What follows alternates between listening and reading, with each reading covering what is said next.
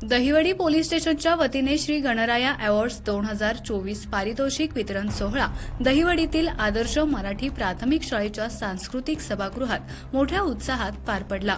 या सोहळ्यात 169 वर्षांची एक गाव एक गणपती या स्तुत्य उपक्रमाची परंपरा असलेल्या सार्वजनिक गणेशोत्सव मंडळ नरवणे या मंडळाला प्रथम क्रमांकाने सन्मानित करण्यात आलं। तोंडले येथील नेहरू युवा सार्वजनिक गणेशोत्सव मंडळ या मंडळास द्वितीय क्रमांकाचे पारितोषिक मिळाले।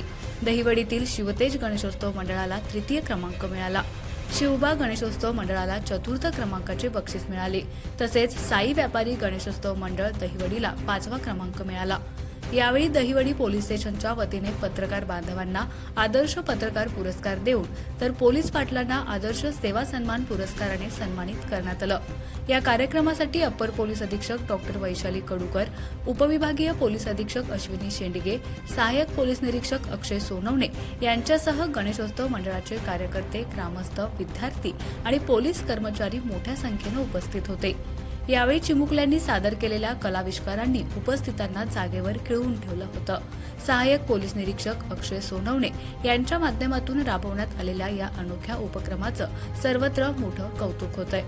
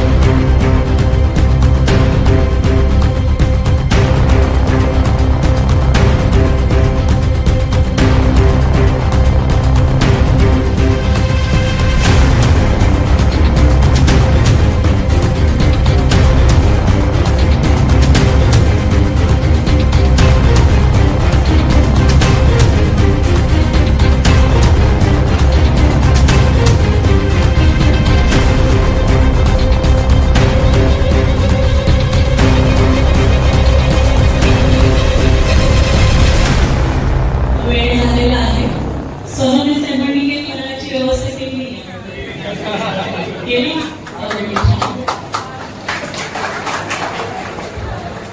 आज या ठिकाणी गणराया अवॉर्ड्स 2024 या कार्यक्रमाच्या अनुषंगाने उपस्थित माझ्या सहकारी अधिकारी अश्विनी शेंडगे मॅडम, या पोलीस स्टेशनचे प्रभारी अधिकारी श्री अक्षय सोनवणे साहेब, सर्व पोलीस स्टेशनचे अंमलदार, लहान मित्रमैत्रिणींनो, या दहिवडी पोलीस स्टेशन हद्दीतील सर्व सन्माननीय नागरिक, पोलीस पाटील, पत्रकार बांधव, मी यायचे की नाही यायचं या पुढे विधान मनस्थितीत होते, कारण सोनवणे साहेबांनी सांगितलं होतं की कार्यक्रम 5 वाजता सुरू होणार आहे आणि आता निघायचं मग निघायचं याच्यामध्ये मला 7 वाजते। गावाकडची लोक लवकर आटोपून कसं निसर्ग चक्रानुसार चालू असतं सर्व।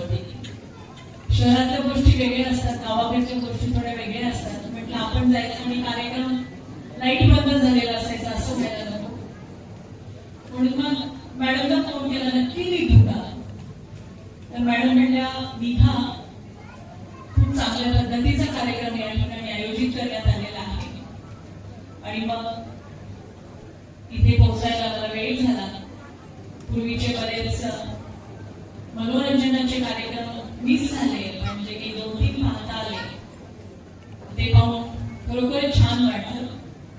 आमचे देखील शाळेतले दिवस आठवले आणि मी पाहता त्या सोफ्यावरून स्टेजवर कधी पोहोचलो भावविश्वात ते लक्षात नाही आलं, पण ज्या पद्धतीने मुलींचे परफॉर्मन्स, एक गोष्ट मात्र निश्चित जाणवली की आज मनोरंजनाच्या कार्यक्रमामध्ये मुलींचा सहभाग मात्र भरपूर होता आणि खरोखरच वाखाणण्यासारखा होता। आणि असाच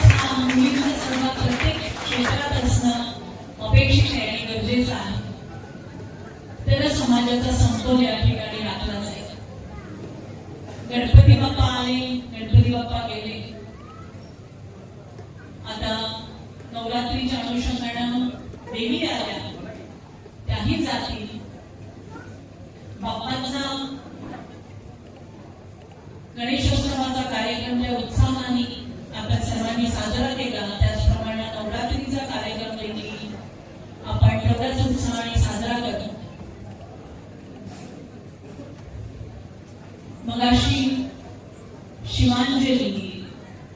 शिवांजली गायकवाड ज्या पद्धतीने तिने आपलं मनोगत व्यक्त केलं, खरोखरच मला तिच्या पालकांचं आणि तिच्या शिक्षकांचं कौतुक करावं असं वाटतं. कारण असे प्लॅटफॉर्म त्यांना उपलब्ध करून देणं आणि त्यांचे विचार मांडण्याची संधी देणं ही खरोखरच आजची गरजेची गोष्ट. नाहीतर मुलगी जन्माला येते, लग्न होईपर्यंत वडिलांच्या मदतीची अपेक्षा असते.